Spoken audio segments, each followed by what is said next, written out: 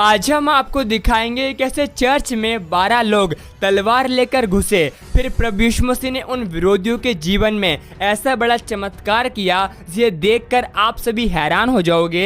इसलिए आप सभी उस गवाही को पूरा जरूर सुने, आप सभी उस गवाही को सुन सकते हैं। तो ऐसे कुछ फेसबुक के लोग विवाद खड़ा कर देंगे। तो वो क्रिश्चियन नहीं था बंदा, वो कौन था मैं ये नहीं बताऊंगा। तो जब वो चर्च में अंदर एंटर करने लगा तो उससे दारू की बड़ी स्मेल आ रही थी। और एक होता है कि किसी ने 2-4 पैग लगाए हैं, दारू की स्मेल आ रही है, लेकिन बंदा ठीक ठाक है, कायम है, थोड़ा बहुत इधर उधर बोल रहा है, कुछ वैसे ठीक ठाक है, लेकिन वो चल भी नहीं पा रहा था। दारू पी हुई, पूरी दारू पी हुई, हट्टा कट्टा जवान, दाढ़ी, पूरा पंजाबी बंदा एंड फिट। तो मैंने अपने लोगों को बताया हुआ है कि यीशु मसीह धर्मियों के लिए नहीं आया भाई साहब। अगर तुम लोगों को यह कहते हो कि परमेश्वर के घर में जाओ, साफ होके आइयो थे, अगर साफ होके ही जाना है, अगर हॉस्पिटल वाले बोले जदों आना चंगे होके आइयो, बीमार ना आइयो, अच्छा लगेगा? आप बोलोगे भाई साहब आप ठीक हो ना? डॉक्टर साहब मैं जब आऊंगा तो बीमार ही आऊंगा, ठीक हो गया क्यों आऊंगा? तो प्रभु का घर आत्मिक बीमारों के लिए है या चंगे भलों के लिए है? आत्मिक हॉस्पिटल तो आत्मिक बीमारों के लिए है। मेरे वॉलंटियर्स ने उसे पकड़ा, उससे कहा तू कौन है? उसे कहा मैं क्रिश्चियन नहीं हूं, मैं जो भी हूं। तो वो आ गया अंदर, मैंने कहा बिठाओ इसको, कोई बात नहीं। मीटिंग में बैठ गया, फुल दारू पी हुई, उसको अंदर बिठा दिया चर्च के। मैंने कहा चिंता मत कर, यीशु मसीह की जो नशा है ना, वो इस दारू और चिट्टे से कहीं दिख बढ़ के है। जब वो नशा आएगा ये तोड़ देगा तेरा नशा और खत्म कर देगा तेरे नशे को। वो अंदर आके बैठा, परमेश्वर की आत्मा ने पहले हफ्ते उसे छुआ, पहले ही हफ्ते। सालों पुरानी दारू वो परिवार छोड़ गया, वो बंदा छोड़ गया। पूरा परिवार चर्च आने लगा, पूरे लोग चर्च आने लगे। और उन्हें मालूम हुआ कि यार सचमुच एक माँ होती है ना, वो कभी बच्चे को नहीं कहती जा साफ हो गया, पहला पड़ोसन कहती है। पड़ोसन बच्चे पे बड़ा प्यार लुटाती है, बड़ी किसी विसी करेगी बच्चे के, लेकिन जब बच्चे के पॉटी लगी होती, सुसु लगा होता है, बच्चा गंदा होता है, कहती चल चल माँ को जा अपने ना गया, साफ हो गया। तब पड़ोसन गंदे बच्चे को पकड़ती नहीं, क्योंकि वो उस बच्चे की माँ नहीं। लेकिन जो उस बच्चे की माँ होती है, जिसने अपने पेट में से उसे निकाला होता है, वो उसको गंदगी लगी होती तब भी सीने से लगाती है, साफ करती है, पाक करती है। तो जीसस आपकी असली माँ है और बाप है, इसलिए वो आपको छोड़ता नहीं और त्यागता नहीं।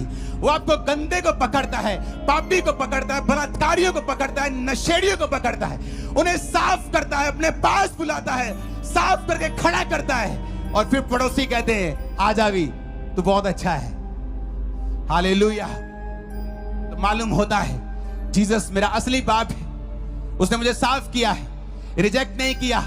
उसे ये नहीं कहा नहीं तू मेरा विरोधी था, तू पापी है, तू नशेड़ी है। जिस दिन मैंने चर्च देखा था, नशा करके देखा था, नशा करके मैंने मिला था, नशा करके देखा था, वापसी पर भी नशा करके ही आया था, लेकिन परमेश्वर ने मुझे रिजेक्ट नहीं किया।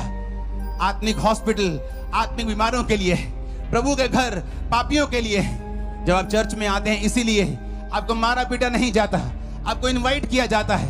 हम आपकी कमजोरियों को जानते हैं, जीसस आपकी कमजोरियों को जानते हैं, वो आपको माफ करेंगे, साफ करेंगे, पाक करेंगे, ताकि आप फिर से उस गंदगी की तरफ ना जा सकें, आप फिर से उस पाप की तरफ ना जा सकें, परमेश्वर में आप खड़े हो सकें, अपनी लाइफ को बेहतर बना सकें। आपकी लाइफ का बेस्ट आपको और आपके परिवार के लिए एंटर कर रहा है इसी 2024 में। आमीन। मेरे को खड़कने वाला चाहिए, आमीन। मैंने कहा मेरे को खड़कने वाला चाहिए चर्च। यीशु ने कहा मैं भेड़ों का द्वार हूं। जीसस क्राइस्ट आपके कभी पीछे से नहीं आते कि ऊपर से चढ़ाए, आपके घर के ऊपर से पीछे दरवाजे से आ गए। यीशु ने कहा जो घर का मालिक है वो आगे से आता है, लेकिन जो चोर होता है पीछे से आता है। आप कभी नहीं ऐसा होगा आपके साथ, आप पे प्रार्थना हो और आप पवित्र आत्मा उतर आए आप पे और आप खेलने लग जाएं और अंदर से आवाज आए मैं यीशु, कभी ऐसा नहीं होगा। यीशु ने कहा चोर आता है चोरी करने, घात करने और नष्ट करने, लेकिन मैं जीवन देने के लिए आता हूं। जब भी यीशु मसीह का आत्मा तुम्हारे अंदर आएगा, वो तभी आएगा जब तुम उसे अपना उद्धारकर्ता ग्रहण कर लोगे और पुकारोगे कि प्रभु तेरा आत्मा मुझे मिले, तभी वो आपके अंदर आएगा। क्योंकि वो आपके घर का असली मालिक है। उसने आपको बनाया है, वो जानता है। लोग बोलते हैं चर्च में गए जी, इनको पैसे मिल गए इसलिए ये क्रिश्चियन बन गए हैं। ये जी छोटी जाति वाला था, ये चर्च में गया, इसको वहां पे कोई डिस्क्रिमिनेशन नहीं हुआ तो तब ये क्रिश्चियन बन गया। ऐसा बिल्कुल भी नहीं है, ऐसा बिल्कुल भी नहीं है। एक व्यक्ति मेरी चर्च में आया, उसने सुना कि चर्च में जाओ तो हल हो जाते हैं। कहता मेरा हल कर दो यार। कहता क्या हुआ? कहता यार मेरी वाइफ से मेरा डिवोर्स नहीं हो रहा, केस लगा हुआ है। कहता चर्च आया कर, हल हो जाएगा। चर्च में आया, प्रार्थना करनी शुरू की, प्रभु यीशु मसीह मेरा जल्दी डिवोर्स हो जाए, मैंने छुड़ाओ छुड़ाओ। और जब लगातार वचन, इसलिए चर्च में जो लोग मेरे आते हैं नए, उनको मैं लगातार चर्च आने के लिए बोलता हूं कि लगातार चर्च आने का मकसद ये होता है कि वचन को वो सुनेंगे और किसी दिन वचन उन्हें आजाद कर देगा। तो वचन चल रहा था, तो वचन में मैं बोल रहा था कि बाइबल के मुताबिक डाइवोर्स लेना पाप है। यीशु नहीं चाहते आप डाइवोर्स लें। बिना व्यभिचार के कारण के और किसी कारण से तुम डिवोर्स नहीं ले सकते। मनमुटाव हो, कुछ हो, डाइवोर्स नहीं ले सकते। तो वो सोचने लग गया कि भाई साहब ये तो कुछ और ही बोल रहे हैं। अगर यीशु मसीह ने लिखा ही हुआ कि मैं डिवोर्स पाप है, तो मैं उसके सामने प्रार्थना करूंगा तो प्रार्थना कबूल कैसे होगी, क्योंकि वो तो कह रहा है ये पाप है। तो उसने अपनी प्रार्थना बदल दी। उसने कहा प्रभु मेरी नहीं तेरी मर्जी पूरी हो, तू चाहता है डिवोर्स ना हो तो ना हो, लेकिन तू मेरे रास्ते खोल। अपने घर में, अपने गांव में वापस गया। ओदे सरपंच ਉਹਦੇ ਨਾਲ ਗੱਲਬਾਤ ਕਰਨ ਲੱਗ ਗਏ। ਪਹਿਲਾਂ ਉਤੋਂ ਦੁਖੀ ਰਹਿੰਦੇ ਸੀ, ਨਾਰਾਜ਼ ਰਹਿੰਦੇ ਸੀ ਕਿ ਤੂੰ ਸਾਡੀ ਪਿੱਠ ਲਵਾਈ, ਤੂੰ ਕੁੜੀ ਨਾਲ ਗਲਤ ਕੀਤਾ। ਪੰਚ ਉਹਦੇ ਨਾਲ ਹੋ ਗਏ, ਸਰਪੰਚ ਉਹਦੇ ਨਾਲ ਹੋ ਗਏ। ਪਰਮੇਸ਼ਰ ਨੇ ਦਇਆ ਕਰਨੀ ਸ਼ੁਰੂ ਕੀਤੀ, ਵਾਈਫ ਨਾਲ ਦੁਆਰਾ ਗੱਲਬਾਤ ਕੀਤੀ, ਦੋਨੋਂ ਘਰ ਆਪਸ ਦੇ ਵਿੱਚ ਫਿਰ ਮਿਲੇ, ਡਾਈਵੋਰਸ ਕੈਂਸਲ ਹੋਇਆ, ਹੋਰ ਬੱਚੇ ਹੋਏ। आज वो परमेश्वर दे विच ने दोनों परिवार। अब बताओ, निकाल दो खाते से अपने इनके, उनको बोलो भूल जाओ। इंटरनेशनल लेवल पे जब ये बातें होनी शुरू हुई तो किसी के पास उनके पास जवाब नहीं होगा जब वो जवाब मांगते हैं। तो मैं ये एक बात और बोलना चाहता हूं कि उनमें से भी बहुत से लोग हैं जो सियाने हैं, जो ये अपने प्लेटफॉर्म पे बोल चुके हैं कि अगर आपको भी अपने लोगों को अपने धर्म में रखना है तो आप भी जाइए, उनको प्रचार कीजिए, आप भी जाइए, उनको अपने धर्म की शिक्षा दीजिए।